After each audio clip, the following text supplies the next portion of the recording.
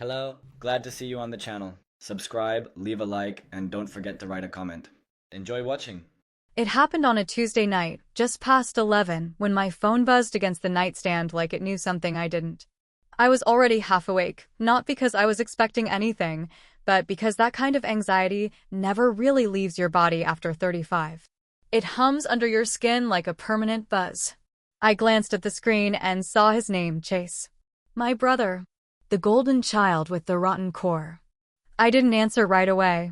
Instead, I just stared at it, like maybe if I waited long enough, the problem would solve itself. But Chase doesn't go away.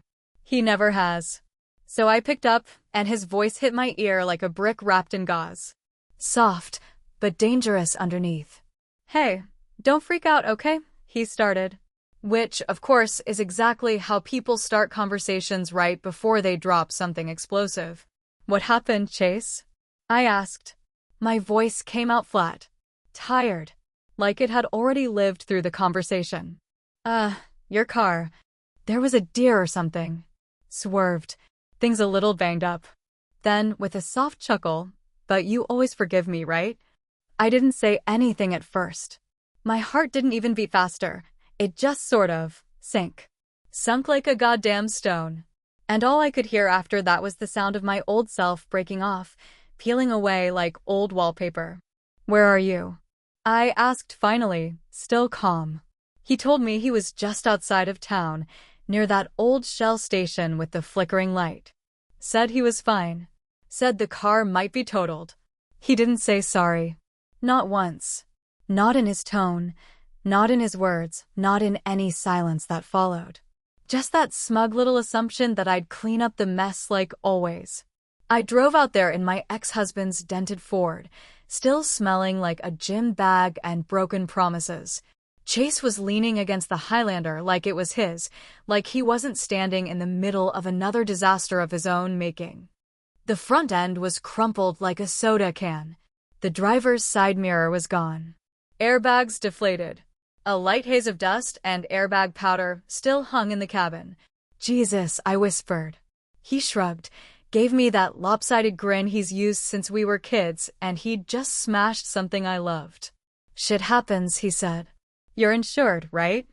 I didn't scream. Didn't curse. Didn't throw a shoe at his head like I wanted. I just looked at him. And in that second, I think he saw something he didn't expect. Stillness. Cold, precise stillness. I'll take it from here, I said, opening the back to see if the dashcam survived. It had. Still warm. Still blinking red. Still recording. He didn't even ask what I was doing. He just muttered something about catching a ride with a friend and vanished into the night like he always does, like a ghost made of bad decisions and worse timing. When I got home, I plugged in the camera and watched. No deer. No swerving. No sign of anything but Chase, clearly drunk, laughing with someone in the passenger seat. Music blasting. Speeding. Running a red light. Then the sickening crunch as the Highlander wrapped itself around a light pole. And then, like a punchline, he looked directly into the camera and said, slurring, Amanda's gonna forgive me. She always does. That's when I started laughing. Not because it was funny, but because something inside me finally broke clean. It wasn't even pain anymore. It was relief. Like I'd been holding my breath for 20 years and just remembered how to exhale. I didn't call him, didn't tell Mom. I didn't even cry. I just opened my laptop, attached the dashcam footage, and typed one sentence to my lawyer. Use this. I stared at the send button for a long time, maybe 3 full minutes. Maybe 30. Then I clicked it. That was it. Chase doesn't know. Not yet. But the law's coming for him this time. Not a slap on the wrist. Not a gentle warning or a sister's bailout. No. This time, I let the silence speak for me. And God help him if he ever asks why. There's a certain kind of silence that settles inside you when you've been lied to enough times, when apologies start sounding like noise and promises melt into static. I don't know exactly when it started, but by the time I was 16 and Chase was 13, I already knew how things were going to be. He had charm, that slick, butter-smooth kind of charm that made teachers forgive missed homework and got him out of fights he started himself. Mom used to say he had a light in him, something special, something soft. I remember looking at her across the dinner table one night while he laughed about stealing candy from the corner store, and all I could think was, that light she sees. It's just a reflection. It's not coming from him, it's bouncing off everyone else. He was the kind of kid who set fires and made you think you handed him the match. The first time I covered for him, I was 12 and he had stolen a bike from the neighbor's porch. He was afraid Dad would find out, and back then, Dad still had a belt he used like a punctuation mark. So I lied. Said I found the bike, thought it was abandoned, tried to bring it back. Got grounded for a week. He gave me half a butterfinger and a shrug. It never stopped after that. Drunk calls at 2 in the morning, sometimes from cops, sometimes from gas stations he didn't have enough cash to leave. Debt collectors started calling my number when I was in college. I thought it was a mistake until one of them mentioned his full name and my address. Turns out he had used me as a reference. Twice. I didn't even know until my landlord asked me why someone was sending threats to our apartment. Chase got his first DUI at 22. I was 25 and working 2 jobs to stay afloat after my divorce. Mom called me sobbing, blaming herself, but still asking if I could just go down there and get him. I did. I always did. I paid bail out of a savings account that was supposed to help me move out of that 1-bedroom rental. He cried in the car on the way back, called me his angel, and swore on everything holy that he'd get it together. That was spring. By summer, he was driving again, on a suspended license, no less. You know the worst part? I started adjusting my expectations like a woman breaking in shoes that don't fit. You tell yourself it's fine. You tell yourself it's just family. That's what people like to say when they don't want to be responsible for their own peace. It's just family. Like that justifies being emotionally mugged every few months. It was around 15 years ago when Chase borrowed my car for 2 days and somehow returned it with an extra 100 miles on it. Wait, no, I mean 50 miles. Math's never been my strong suit. I asked where he went, and he gave me some line about getting lost trying to find a job interview. Thing is, he wasn't even dressed for an interview when he left. He was wearing a Slayer t-shirt and had tequila on his breath. That same week, my boyfriend at the time, Mark, told me he couldn't do it anymore. Not because of me, but because every time we made plans, Chase blew up my phone, or showed up, or needed bailing out. Mark called him a parasite. I got mad, told him he didn't understand, but he was right. I just didn't want to admit it. Chase always had an excuse. The economy. His ADHD. That one time a teacher humiliated him in 4th grade. He clung to those stories like badges, like some kind of justification for never growing up. And Mom? She was the queen of forgiveness. Boys make mistakes, she'd say, even when those mistakes looked a lot like patterns. Even when they cost me thousands. She once told me, "You're the strong one, Amanda. That's why he leans on you."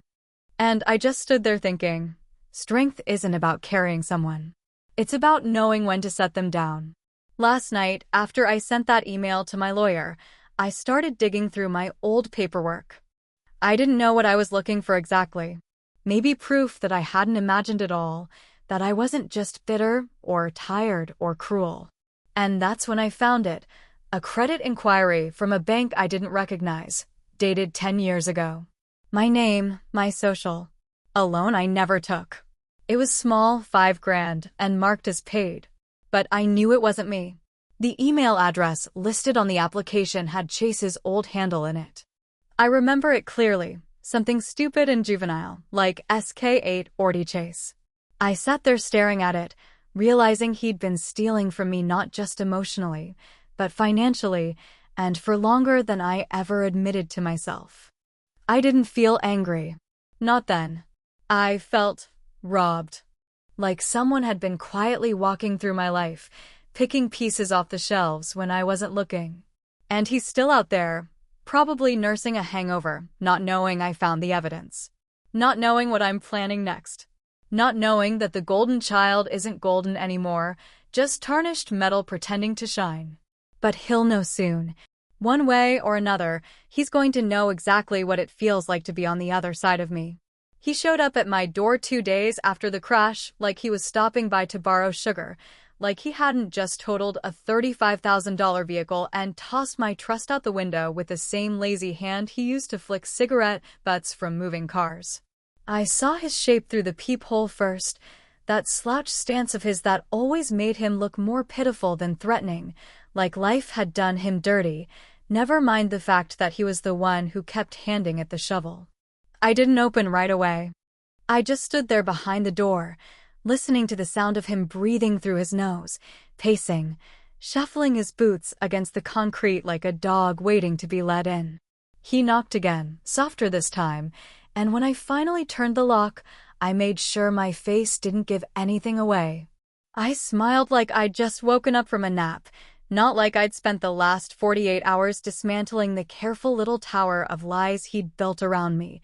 "Hey," he said, giving me a crooked grin that probably worked on women at bars who hadn't known him since he peed himself in the back of Mom's Oldsmobile. "You look good." "Do I?" I said. "Well, I didn't drive into a pole drunk, so I guess that helps." His smile faltered, but only for a moment. He always recovered fast, like a con man sensing the temperature of a mark, adjusting his tone, switching gears.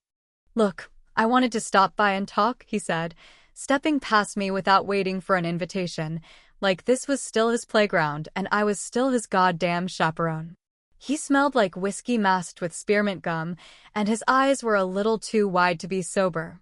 Not high, but not clear either. The kind of in-between where he thinks he's getting away with something. "I've been thinking," he started, plopping down on my couch like he'd paid for it. "And I just wanted to say I'm sorry. I messed up. Big time."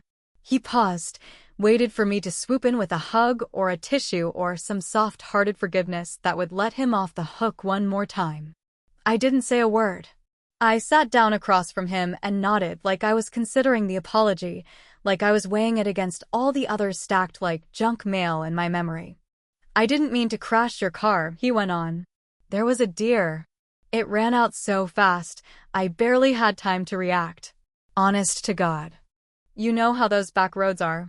It was almost impressive, the confidence in his delivery, the ease with which he sculpted a lie he'd clearly rehearsed. But I'd seen the footage. There was no deer. There was just Chase, drunk, laughing, speeding, blasting AC/DC like a teenager who still thought he was bulletproof.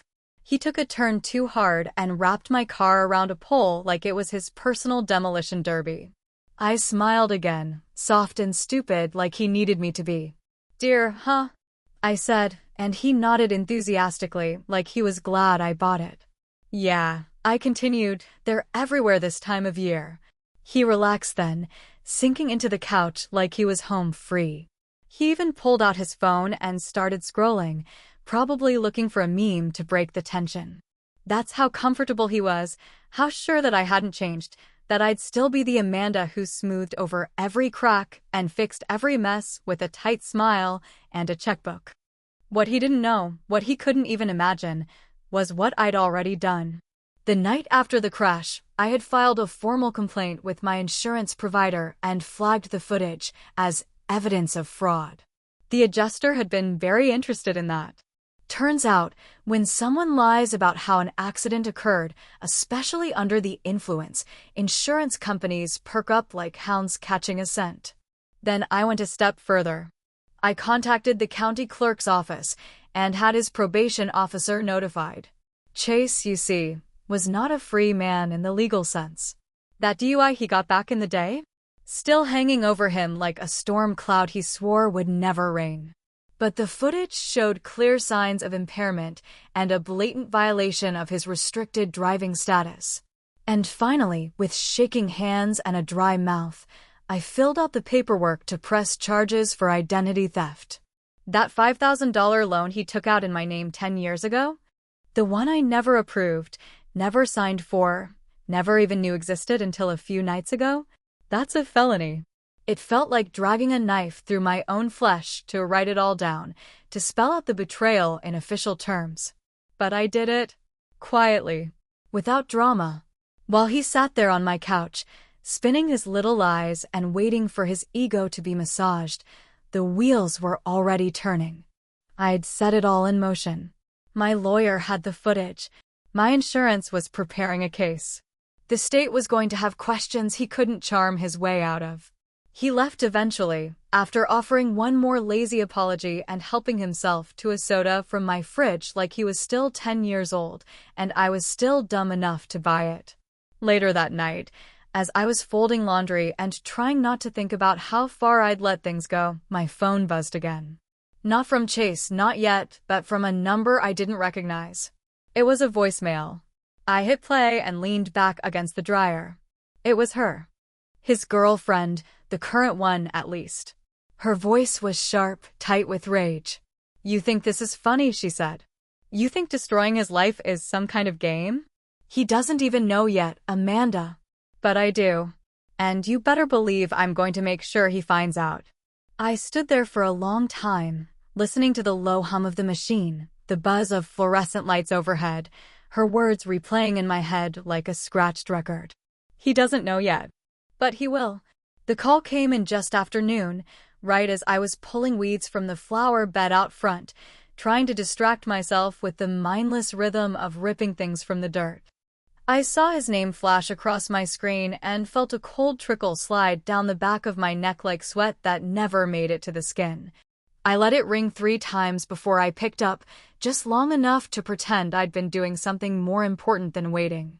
His voice, when it came through, wasn't the usual syrupy, guilt-tripping tone he used when he wanted something. It was sharp, clipped, brittle in a way that told me the tide had finally shifted and he didn't know which way the current was pulling him. "What the hell did you do, Amanda?" he snapped, skipping any kind of greeting, going straight for the throat like always when he felt cornered. I wiped my dirt-covered hand on my jeans and said, calm as milk, "What are you talking about?" "Don't play dumb," he barked, and I imagined him pacing whatever dingy apartment he was holed up in, his hands dragging through his hair, nostrils flaring with that wounded hero energy he loved to weaponize. "The insurance company's freezing my claim. They're saying it's under investigation. My PO called me this morning. He said I violated probation." And now Tanya, his voice cracked slightly on her name, Tanya packed up and left. Said she doesn't want to be with someone who can't tell the truth. I let a beat pass, let the silence stretch, just enough to make it uncomfortable, then said, "Must have been the insurance. Maybe they found something in the report." He didn't buy it. Of course, he didn't. He was a lot of things, but stupid wasn't one of them. Manipulative, yes. Entitled, absolutely. But never stupid. That's what always made him dangerous. He knew how to pull levers and push buttons. He just never believed I'd be the one to cut the wires. "You sent them that video, didn't you?" he hissed. "You're the only one who had it. You said you'd forgive me. You just nodded, Amanda. You didn't say anything." "I didn't lie," I said. "I just didn't stop you from assuming." He hung up after that, just like that, no goodbye, no more words. Just the dead click of a call ending. I stared at the blank screen for a long moment, still kneeling in the dirt, hands itching from weeds and the weight of choices I couldn't unmake. It should have felt like victory, like all the years of swallowing my anger had finally amounted to something worth swallowing. But all I felt was hollow, like I'd won a war but burned the house down to do it. The next call wasn't from him, but from Mom. I almost didn't answer. Part of me wished I hadn't. "Are you proud of yourself?" she asked without saying hello. Her voice was trembling, but not with sadness, no, it was something sharper.